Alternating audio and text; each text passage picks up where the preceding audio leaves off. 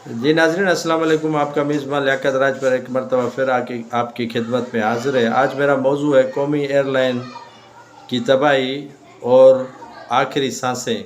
ये कौमी एयरलाइन किसी ज़माने में इतना मुनाफ़े बख्श होता था कि काफ़ी ममालिक में इस कौमी एयरलाइन की कमाई से होटल ख़रीद कर दिए गए, जिसमें PIA का अमला और दूसरा अफसरान जाकर रहते थे। लेकिन आज वो कौमी एयरलाइन फ्यूल के लिए परेशान है।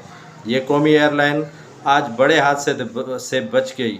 कौमी एयरलाइन की PK 786 जब जिद्दा एयरपोर्ट से उड़ान भरी तो अचानक उसमें आग भड़क उठी, जिससे मुसाफिरों में खलबली मच गई। ये कौमी एयरलाइन PK 786 जिद्दा से सियालकोट की तरफ आ रही थी कि अचानक इसमें आग भड़क उठी।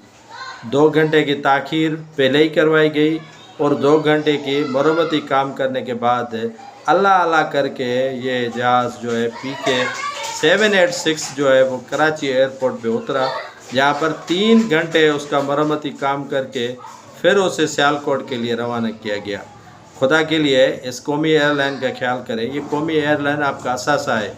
आहिस्ता आहिस्ता इस कौमी एयरलाइन को बिठाने की साजिशें हो रही हैं। काफ़ी अरसा हो गया है कि PIA जो मुनाफा बख्श इदारा था ज़मीन बोस होने लगा है। इस इदारे को उठाने की ज़रूरत है। ये इदारा कौमी असासा है जिसको बचाने के लिए पाकिस्तान की गवर्नमेंट को ख़ास तौर पर जो है सिविल एविएशन वज़ारत दिफा को जो है वो आगे आना होगा।